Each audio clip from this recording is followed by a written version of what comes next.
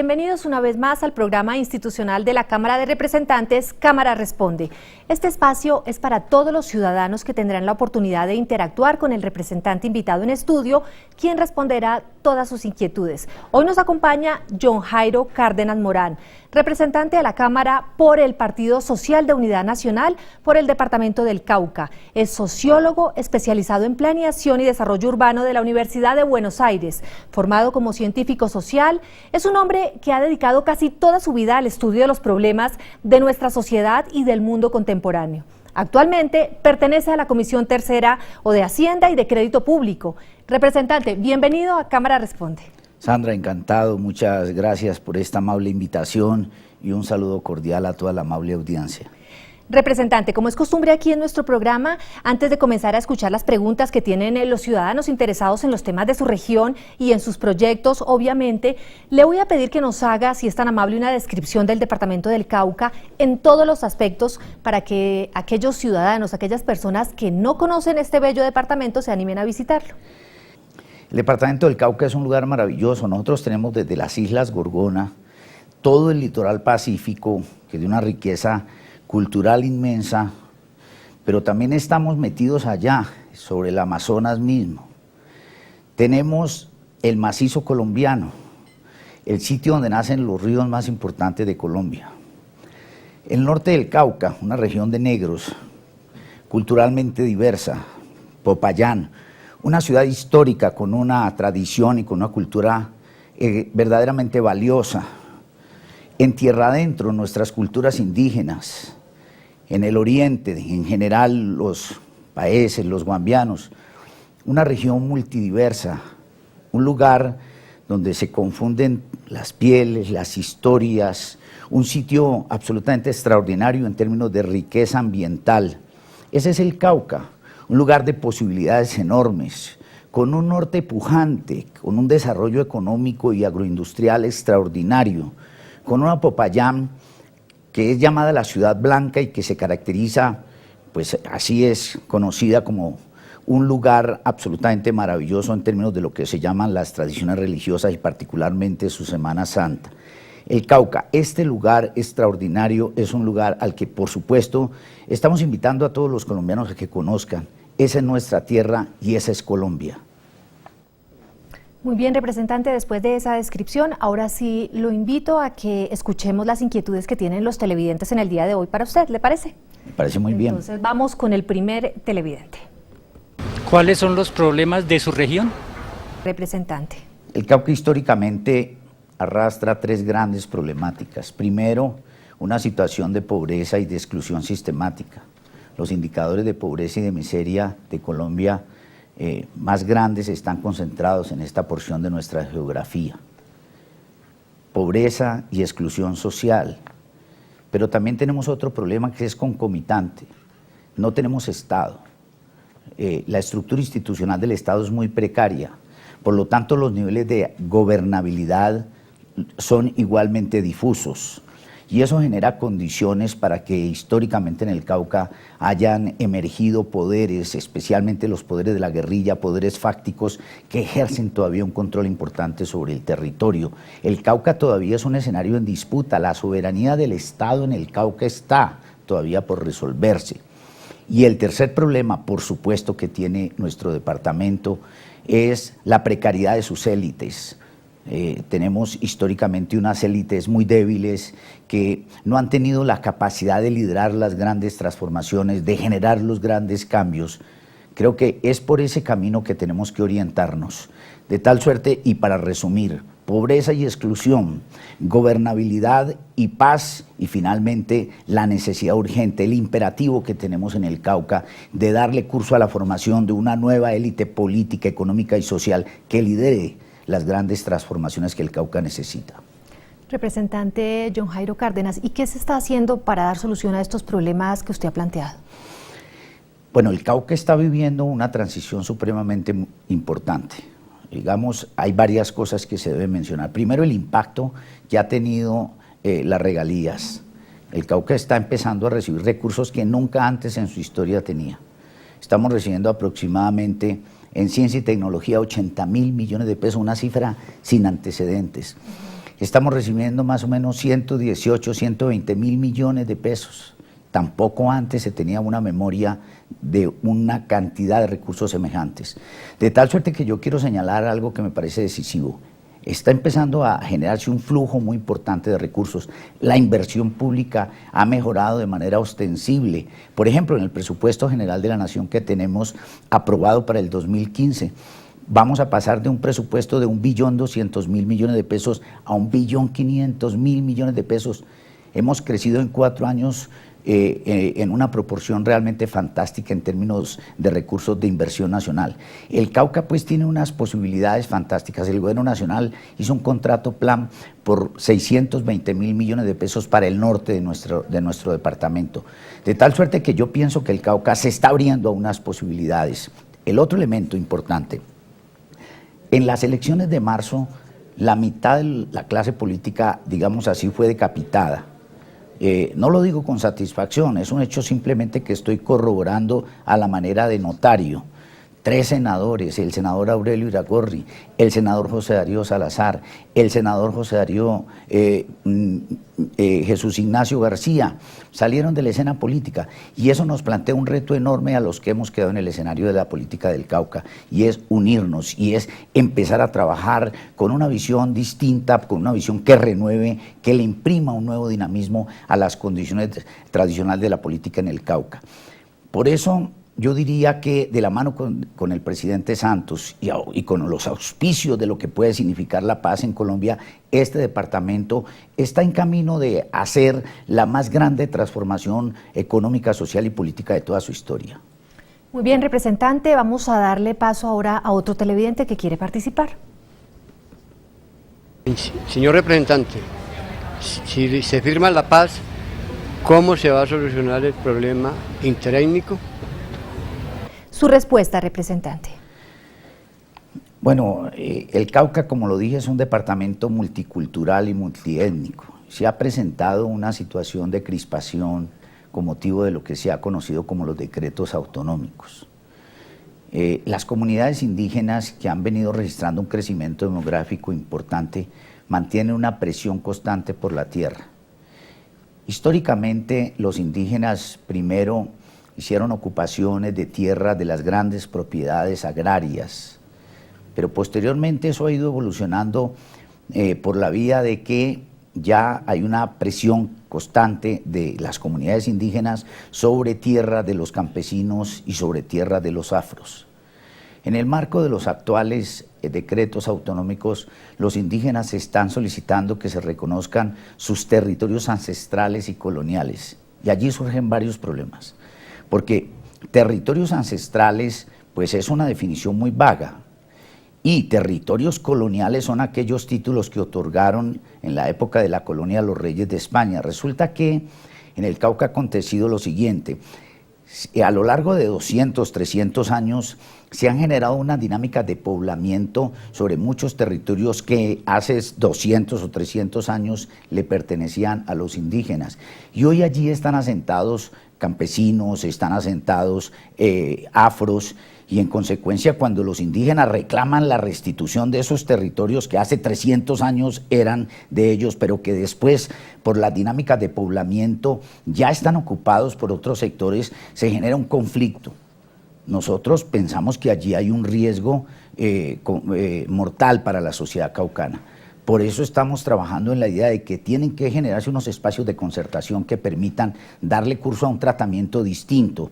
Unos problemas de tierras, pero también unos problemas de desarrollo. Es que las comunidades indígenas, digamos, y esa es una discusión que habrá que hacer, no solamente deben visualizarse como comunidades agrarias, allí es importante que ellos también vean la posibilidad en sus territorios de hacer transformación, de generar circuitos económicos de orden distinto, porque de otra manera las presiones de ellos sobre el conjunto de los territorios del resto de la sociedad se van a incrementar. Nosotros queremos adelantarnos a eso, ya estamos trabajando en esa dirección. Todos los parlamentarios el pasado viernes en el municipio de Popayán convocamos indígenas, convocamos afros, los convocamos a ellos y le vamos a dar curso a una dinámica que permita de manera creativa transformar este conflicto, convertir esta dificultad, este peligro en una posibilidad para generar un marco de convivencia. El posconflicto en el Cauca pasa por la resolución de los problemas del territorio, por los problemas de la tierra, por los problemas del agua, pasa por la definición de lo que debe ser un nuevo modelo de Cauca que todos tenemos que contribuir a construir. Pero el precepto de todo es esto, mire, uno, todos tienen derechos, todos tenemos derechos, y segundo, no hay derechos sin obligaciones. No puede ser que unos reclamen derechos pero que no sientan que tienen obligaciones con el resto de la sociedad. Eso no lo podemos aceptar. Finalmente, un mensaje claro. Colombia es una república unitaria. Nosotros aceptamos la autonomía de los territorios indígenas, pero también decimos que la soberanía del Estado no puede estar en discusión, no puede estar en discusión la presencia de la fuerza pública, no puede estar en discusión la preeminencia de la Constitución Nacional sobre lo que tiene que ver con el orden y la regulación de estos territorios en manos de las comunidades indígenas. Muy bien, representante, vamos a darle paso a otro televidente que también quiere participar en Cámara Responde. ¿Qué finalidad tiene la bancada en el Cauca? Bien pueda, representante. La bancada parlamentaria es un hecho sin antecedentes en la historia política del Cauca. Lo que ha caracterizado nuestro departamento de manera lamentable es un profundo canibalismo entre todos los líderes políticos. Eso ha generado una excisión permanente. Hoy los parlamentarios hemos tomado una decisión histórica, unirnos para trabajar de manera responsable por el Cauca. Le quiero contar, de manera disciplinada nos reunimos ya cada martes de cada semana. Hemos identificado ya una agenda de trabajo, un conjunto de propósitos comunes que van a constituir el referente de todo nuestro actuar en los próximos 4 años. Tenemos una agenda en temas económicos, en temas sociales, en temas institucionales.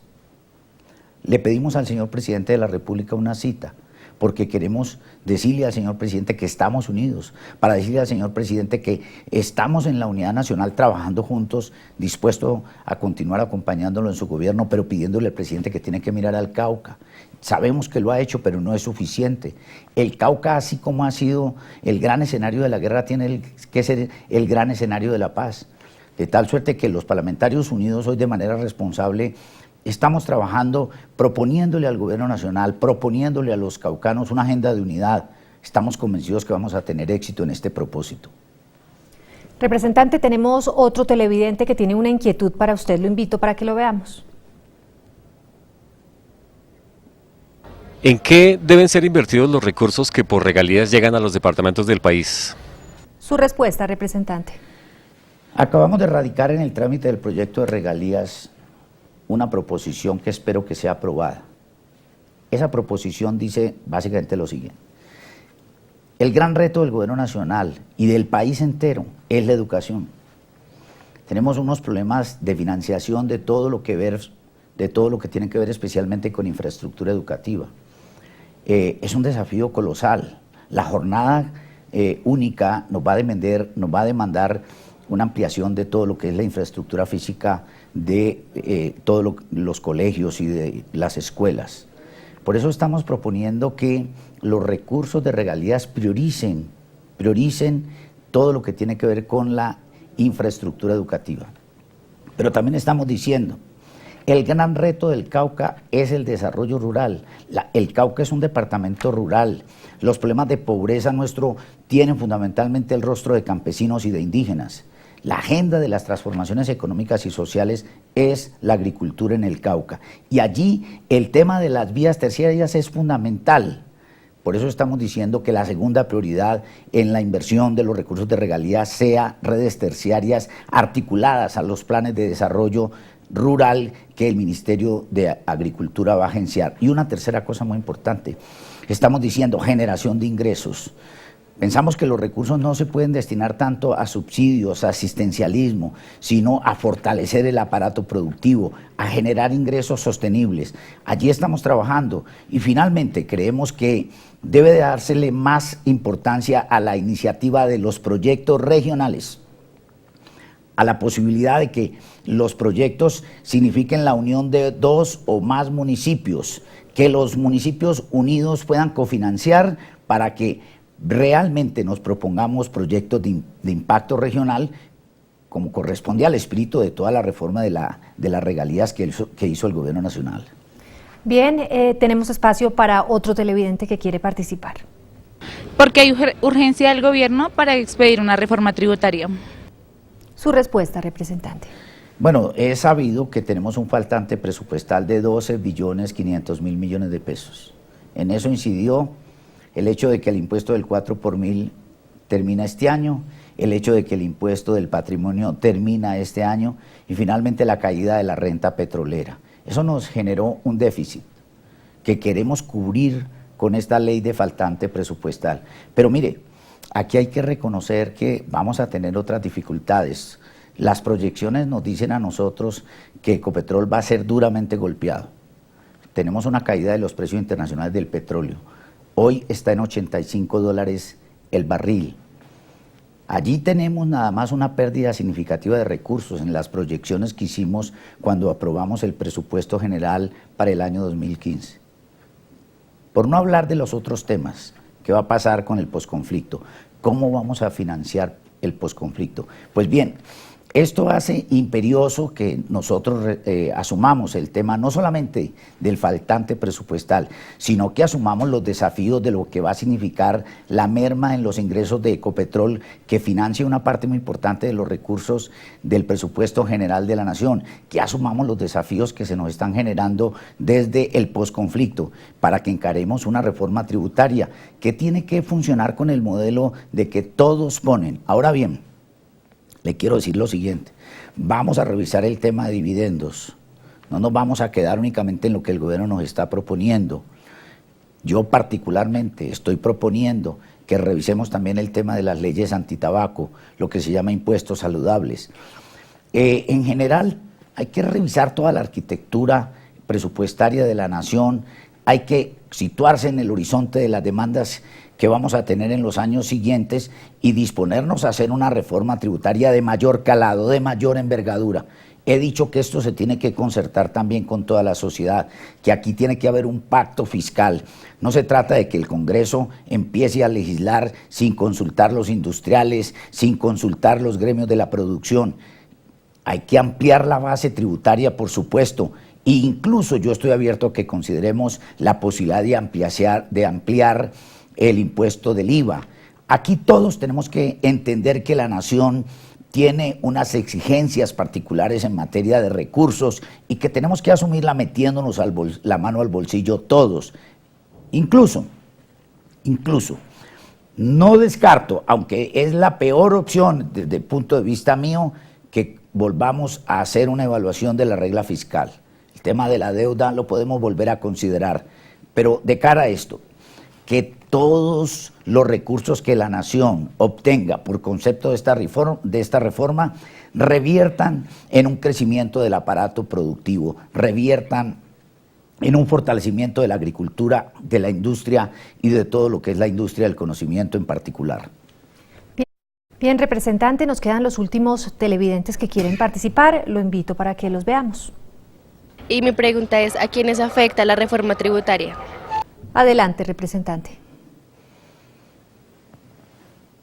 Como siempre, y esa era la pregunta que dicen que tenía el presidente Turbay cuando le planteaban un problema, ¿quiénes ganan y quiénes pierden? Pues déjeme decirle, en el corto plazo es obvio que sectores importantes de la sociedad van a ser afectados porque una reforma significa de alguna u otra manera pues recursos que los particulares entregamos al Estado. Pero estamos tratando de ser selectivos, juiciosos. Vamos a evaluar, por ejemplo, el tema de lo que se llaman las fundaciones sin ánimo de lucro. 129 billones de pesos al año están circulando allí sin que el Estado pueda decidir nada acerca de si allí hay posibilidades de tributos o no. Vamos a revisar también el tema de las pymes y de las MIPYMES para ver cómo las beneficiamos. En suma, no me cabe ninguna duda, sería demagógico no decirle a los colombianos que vamos a ser afectados, pero también lo más importante es que el gasto público se convierta en una herramienta mediante su asignación eficiente para generar más crecimiento económico. En otras palabras, que la plata que los colombianos sacan del bolsillo izquierdo, mediante un proceso de crecimiento económico, les vuelva a entrar por el bolsillo derecho.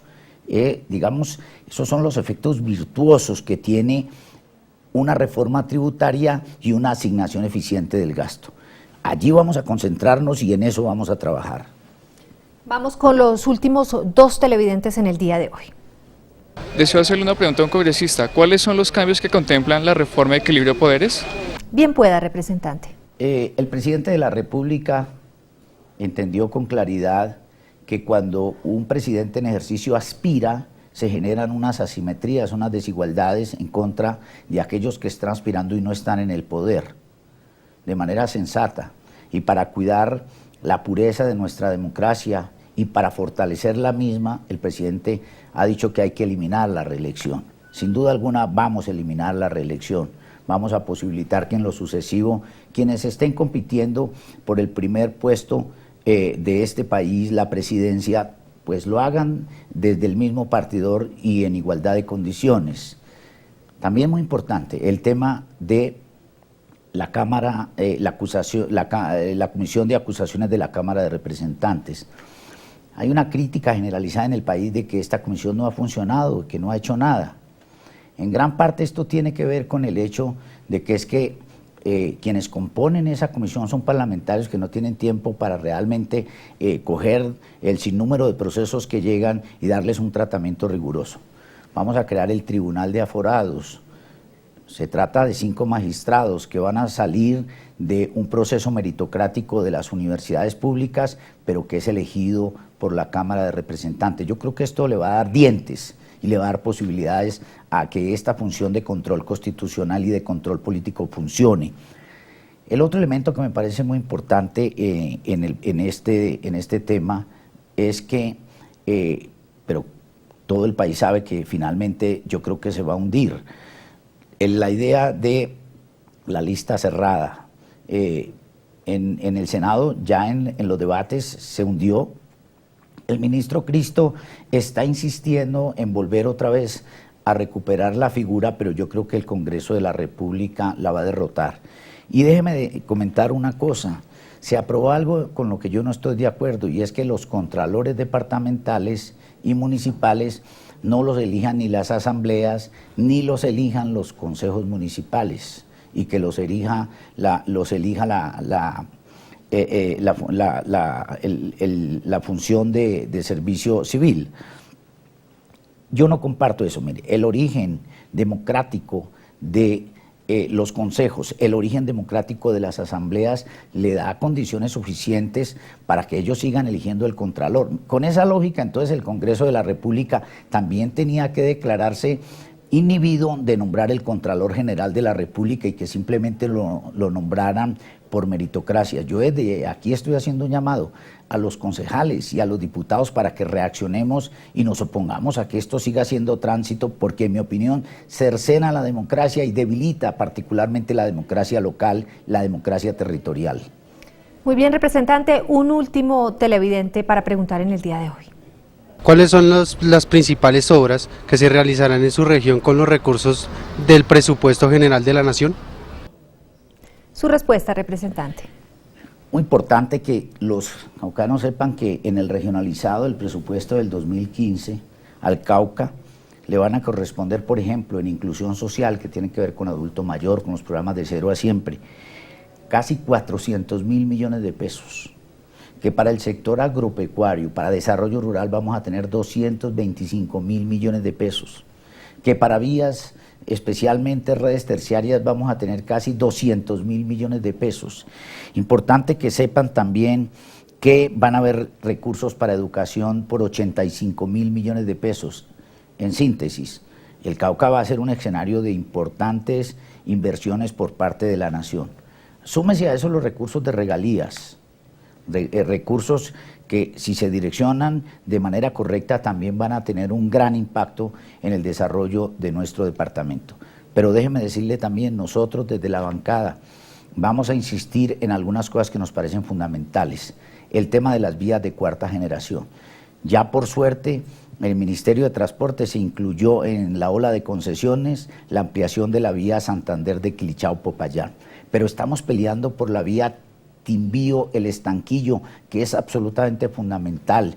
Estamos solicitándole al Gobierno Nacional los recursos que faltan para terminar la ruta del Libertador que une todo lo que es tierra adentro con Popayán y los recursos para terminar la vía de Paletara-Isnos. Son cosas en las que estamos comprometidos y queremos trabajar.